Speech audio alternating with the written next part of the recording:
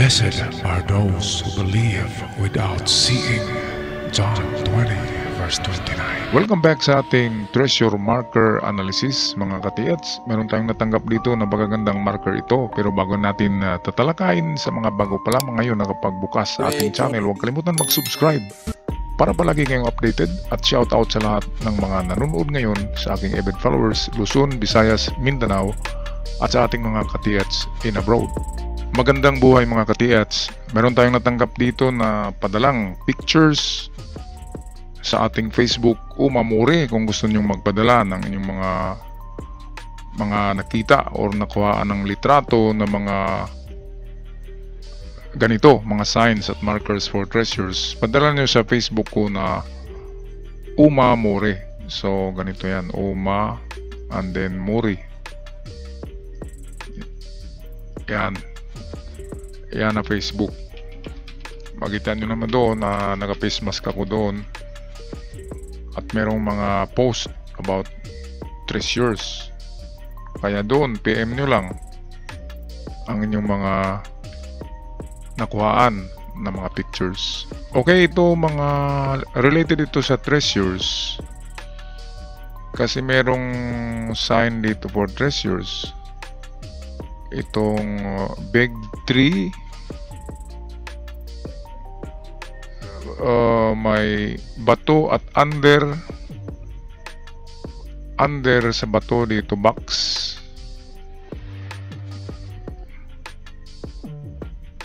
Ito ay itong nagtanga ko bakit nasama yan dyan. Yan ay rice field. Kung rice field ito, itong lugar na ito, kapag palayan, tama tayo. Nandyan sa rice field ang treasures. Atin to babalikan. Tingnan muna natin ang iba. Ito yung ulo ng ahas ito. Medyo ano na nga siya, itong corroded na. Kasi ano siya, itong parang limestone, mag-react siya sa ulan. Kaya ganyan ang nangyari sa kanya. Ayun, ang ulo ng ahas, ginagamit yan na pointer, pero merong babala yan na merong ma-encounter na chemicals habang kayo yung naghukay. Kung makagat kayo ng ahas, di ba poisonous yun? Binumos. So, ganun din. Ang ma-encounter sa loob ng paghukay nyo ay merong mga iniwang chemicals na harmful. Ito, maganda ito. Puso. Kung malapit ito doon sa mga karakter, itong puso na ito,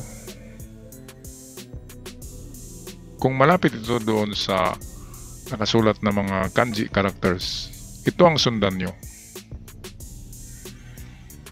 Okay, yan lang. Yan ang magandang pointer. Ito naman, treasure under ito, pero meron siyang parang ulo. Kaya pwedeng sa front nito, ang hukay or isama nyo na ang kanyang under. Okay, kasi treasure under yan. Pero ang bato ay may hugis na pointer. Kaya pwedeng sa harapan niya lang 3 meters ang layo. Yan. Or pwedeng hukayin nyo ng malaki kasama itong under niya. Kasi pwedeng lapida lang yan. Kung nag side view yan ay pwedeng ganito lang yan. Pwedeng dito lang sa baba niya. Or under sa ilalim niya. At pwede rin na dito sa harapan niya. Dito. Kaya ito na ang hukayin ng buo. Ang buong area kasama itong treasure underside. Okay, atin na puntahan ulit yung kanji. Okay, saan na ba yun? Ito. Hindi naman ako expert sa kanji, pero meron din tayong ma-identify dito. Ito medyo malabo tong isa. Pero ito, pag dalawang guhit na ganyan, parang may ganyan siya. Ito ay takara. Ang takara ay treasures. Kasi ang common sa atin na sign for treasure ay ganito. Ito naman ay gold. Gold ang kahulugan yan. Yan ang kin. Gold. Pero itong T na merong ganyan, siya ay takara. Ibig sabihin, kapag treasures, halo-halo yan. Pwedeng may coins, may quintas, at may gemstones.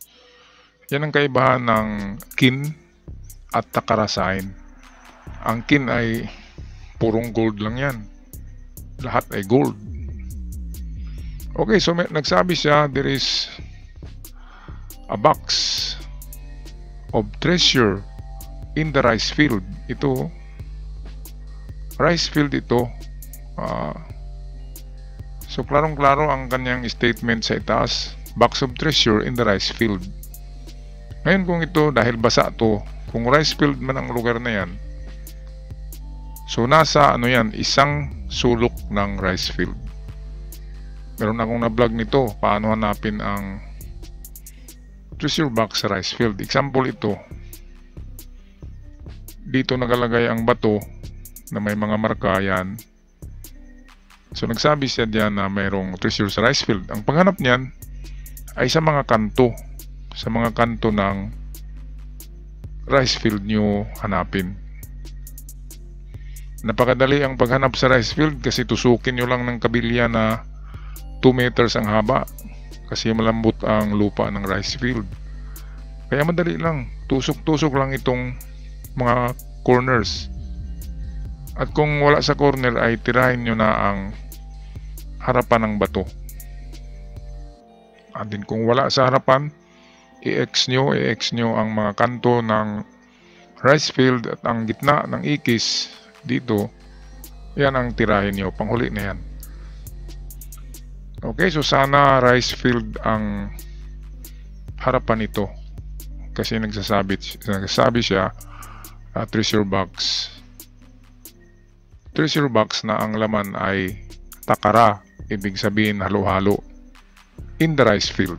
Ito yung kahulugan yan. Itong sa itaas. Ngayon, siguro nung unang panahon,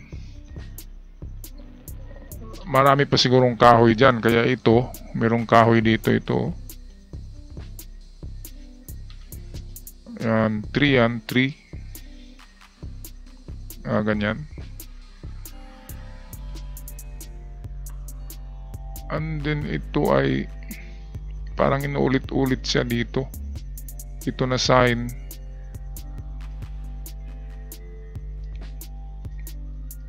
And inulit pa rin siya dito. Ito ang meaning nito ay inside. Ito inside. Nakaganyan kasi yan.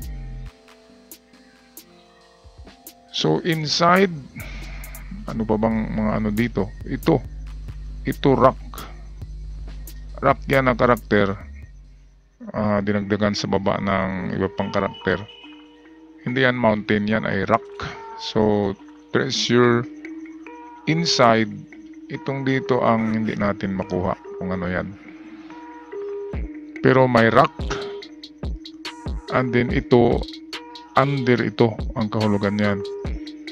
Yan kasi ay tilang yan na nagaganyan. Tapos nilagyan nila ng ito yung measurement ng lalim. So merong 3 guhit. So pwedeng 3 meters deep. So ito yung nagsasabi ng lalim. So may kahoy in the center or inside the rock. Under. Inside the rock. Bakit may under pa? So ito, kung wala kayong matagpuan dyan na iba pang bato dyan na lugar, so dahil nagsasabi siya na under ito,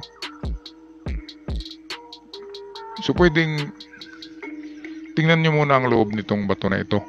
Kung malaki yan, pukpukin nyo ng maso. Kasi ito inside, ito na meaning. Ganyan kasi yan ang pagkasulat Ganyan lang yan, ang totoo niyan, ganyan. Inside yan, ngayon nilagyan nila ng cross.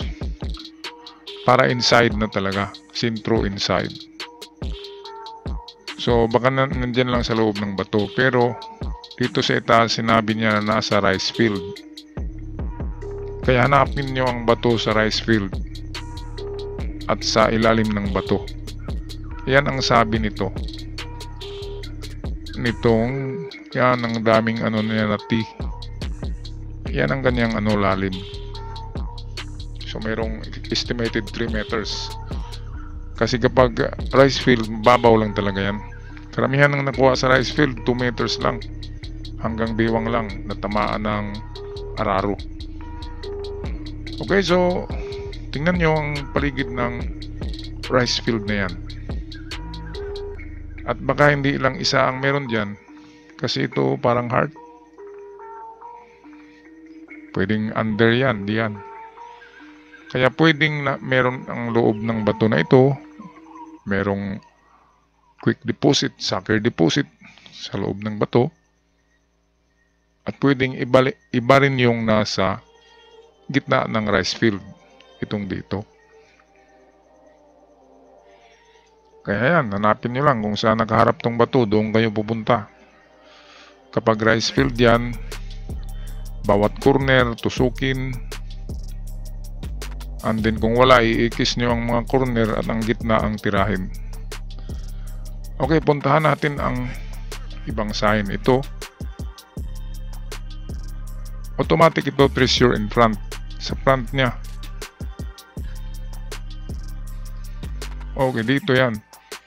Umpisa sa 1 meter to 3 meters. Treasure in front. So dito yan, and then hanggang 3 meters. Pahaba. Ang hukay, example ito yung bato. Hukay kayo sa 1 meter, and then hukay sa 2, hukay sa 3. Ayan, isang hukay lang ito. So pahaba na hukay. Punta tayo sa ibang sign. Saan ba yun? Tapos na tayo dyan. Ito. Delikado ito. Kapag mayroong ulo ng ahas, so nagbabadya na kaagad ng danger. Pero hindi yan nilagay dyan kung walang ibinaon. Merong ibinaon. Pwede rin na natural lang ito. Pero pwede rin na talagang ginawa ito. Kaya lang nasira na siya sa tagal ng panahon. Yan, naahas yan, oh.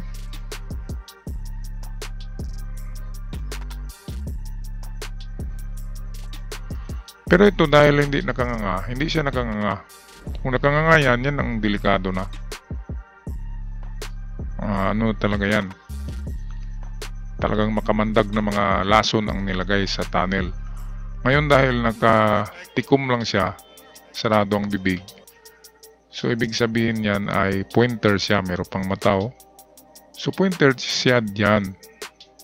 Nagasigsag kasi yan, so dito ang punteriya niyan. Okay, karamihan ng ganyan, medyo malayo-layo yan kasi malaking ulo. So start kayo sa 5 meters. 5, 7 at 9, yan. 5, 7, 9 meters. Puntahan nyo kung saan naka-align tong ulo niya. Yan, so yan lang aking pag-analyze mga katiyats. Dito lang ay ingat lang kayo dyan sa ulo na yan. Dahil ang tunnel nyo ay merong mga halong chemicals kapag natumbok nyo ang totoong tunnel na kanilang binabackfill. Okay, so dito lang tayo magtapos. Maraming salamat sa inyong panonood at huwag kalimutan mag-subscribe sa channel para palagi kayong updated sa mga uploads. Paalam, God bless you all.